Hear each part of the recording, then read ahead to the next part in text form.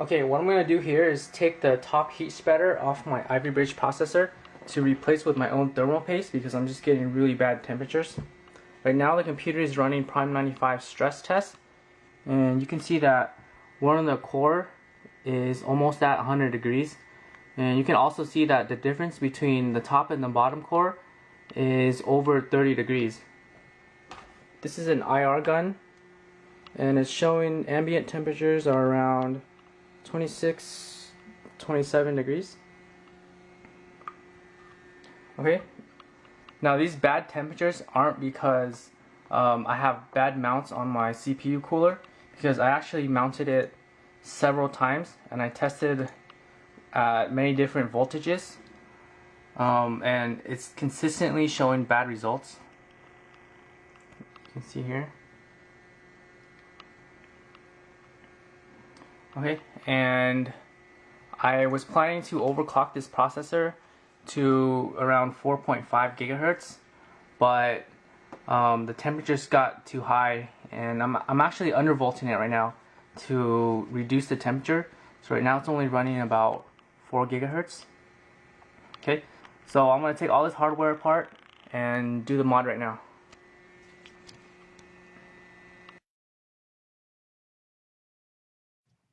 Okay, so I just took apart all the hardware and took out the processor. This particular one that I'm going to be doing is an Ivy Bridge i5-3570k. Okay, so what we're going to be doing is taking off this top copper heat spreader on the processor to apply your own thermal paste. Okay, the only hardware you really need is a really sharp, thin blade.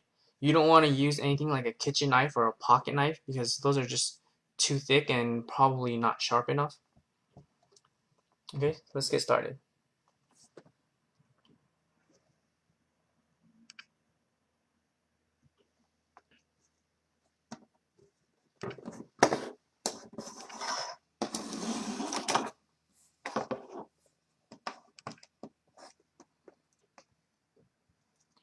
Okay, what you want to do is take the blade and slide it in between the top heatsink and the PCB. You probably want to start with the corners because it's probably the easier to get in between the little cracks.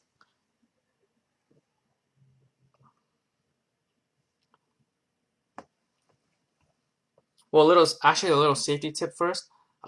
Before we actually really start, you want to discharge yourself of any static electricity, because on the bottom here you can see some really small and sensitive capacitors. Right now I have my feet on a metal frame on the bottom of my desk, so that should be good enough.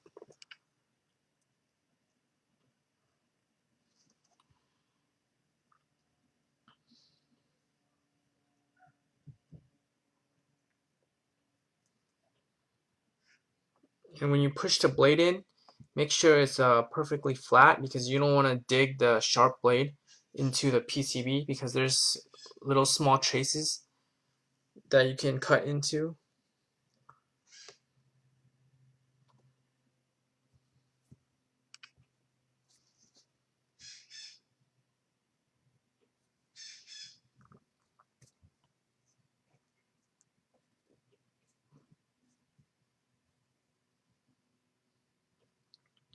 Right, if you didn't already know, Ivy Bridge processors, Intel decided to put a really cheap thermal paste between the processor die and the heatsink. So that's why there's such bad temperatures. But with the older Sandy Bridge and older generation processors, they use soldering, so that has a much higher thermal conductivity than this cheap thermal paste. So that's why we're doing this.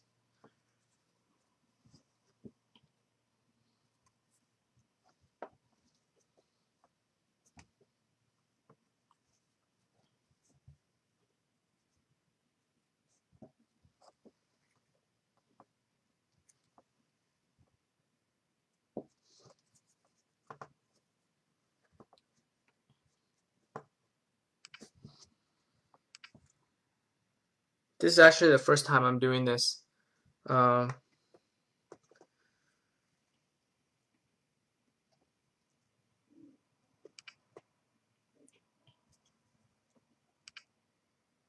and also when you slide it in there, you might want to be careful because since there's a little bit of thickness to the blade, it kind of bends the PCB. I don't know if you can see it here, but it's actually bending my the bottom PCB.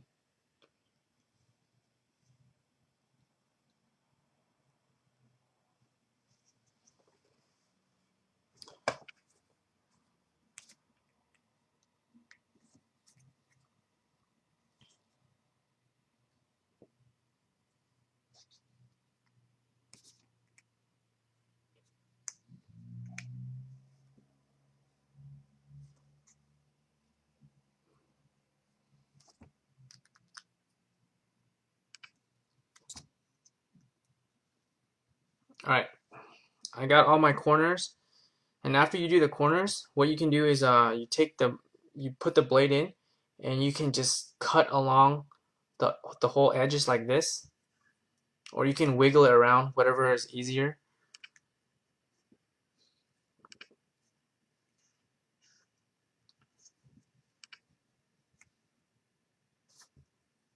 And just be careful that the actual die, it runs this way, perpendicular to these two little flaps. So you don't want to cut too far in this way and this way because you actually hit the die.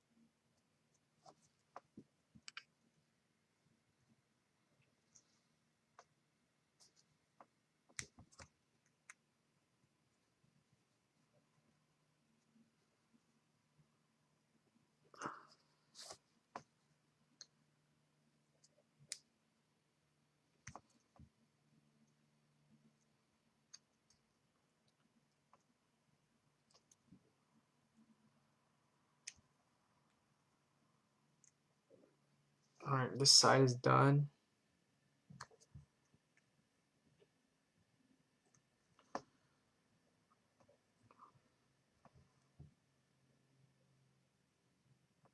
This side is through.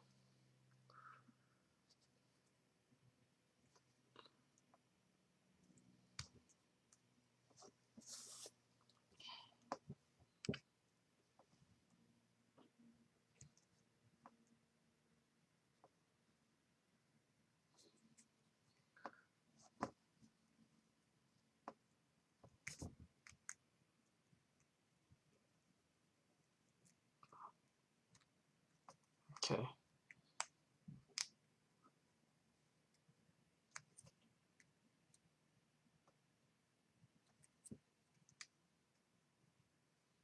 Okay, I think that's good. Then you take it off. I'm probably just gonna gently twist it until it comes off.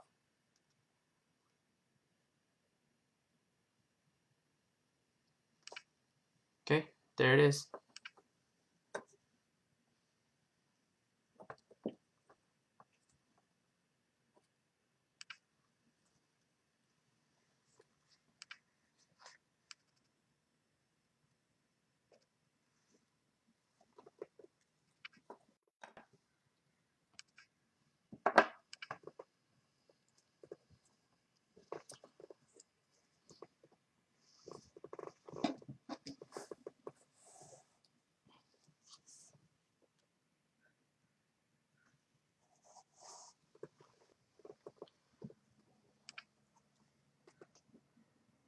Yeah, this is really cheap thermal paste. It's like cement. This is really hard.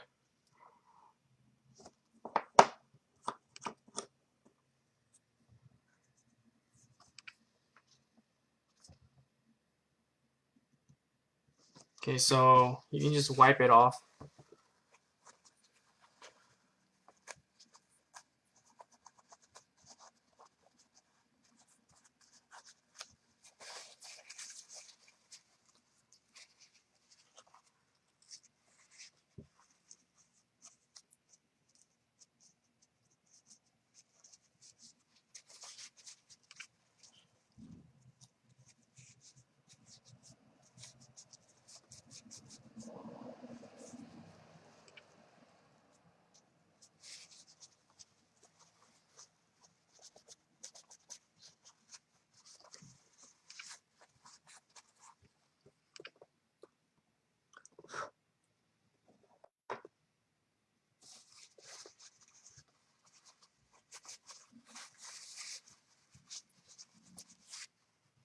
Yeah, this feels like cement. See?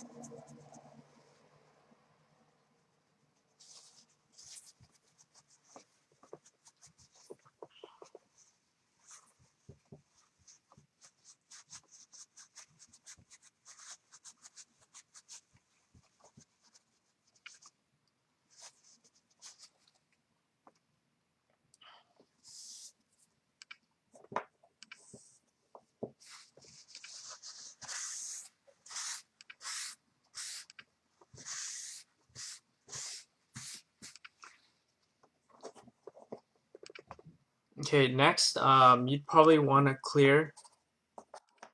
You probably want to clear all these this little black stuff, this old glue that they used, because you don't need this anymore.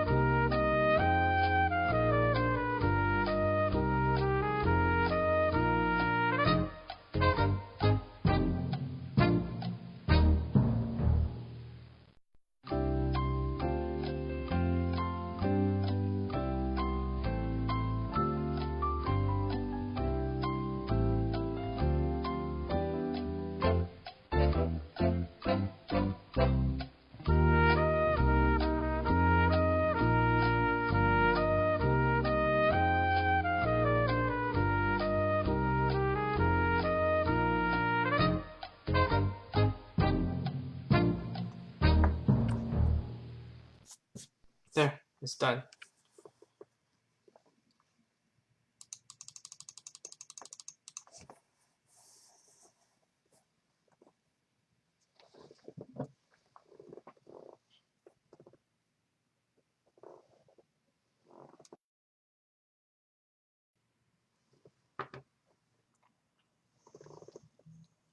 Okay, here's the bare chip.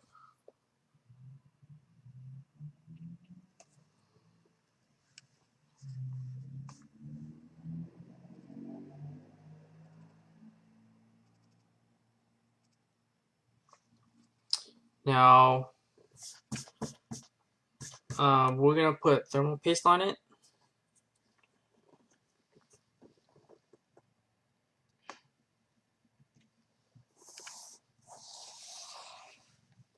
Here is all my thermal paste. I used up most of my I used up all my good ones already. So the next best one is probably let's see, I see diamond. But then since I know this one scratches the CPU die since it's made of diamond, I'm probably not going to use that one. I guess I'll use MX2 instead.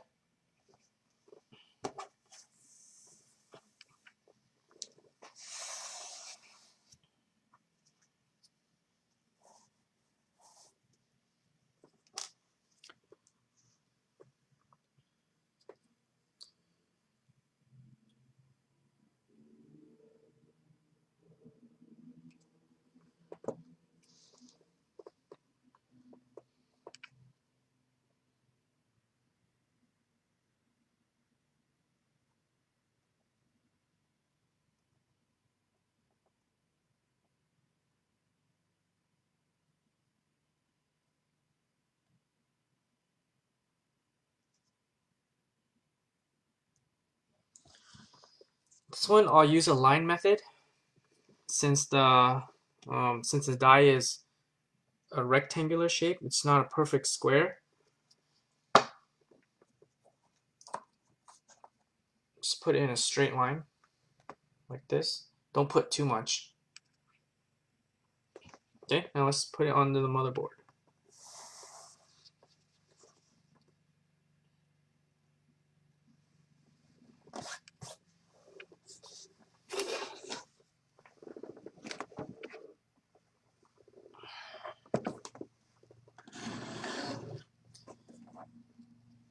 This is my Asus Maximus 5 Genie.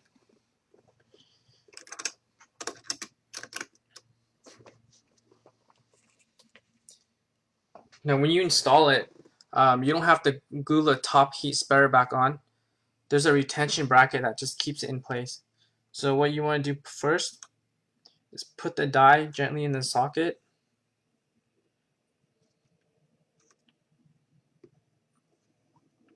Okay.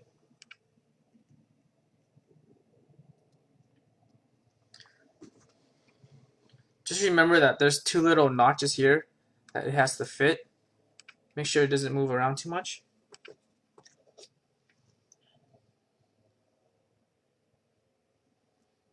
And when you put it back, the little heat spreader has a little notch right here. This goes to the bottom of the CPU, so it's towards this little black thing right here. When you put it on, just make sure it's aligned with how you took it off.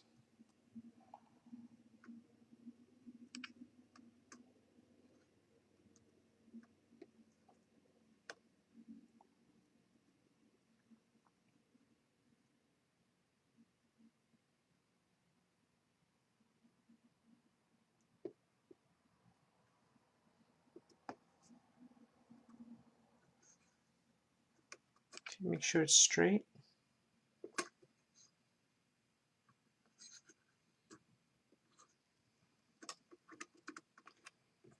Okay, and you don't have to glue it back on.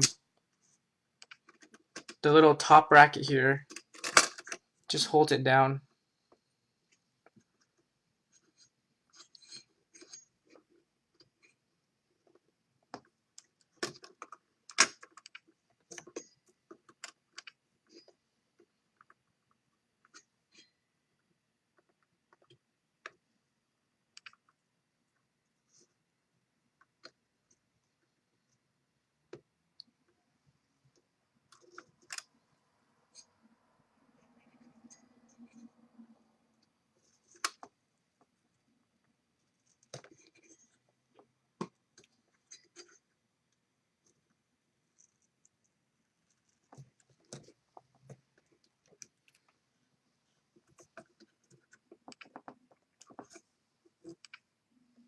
Okay, that should be good. Alright, let's install everything and see what the results. I just assembled everything. All the hardware and the BIOS settings are exactly the same. Ambient temperature is around 27 degrees. It's still running Prime 95 stress test, and you can see the results right here. You can see that this top core right here, it had a dramatic decrease in temperature, but what's more important is that all the cores has a very consistent temperature. They're all around the same. You can see the max temperatures right here. It's still running 4 gigahertz. And here's a comparison if you don't remember.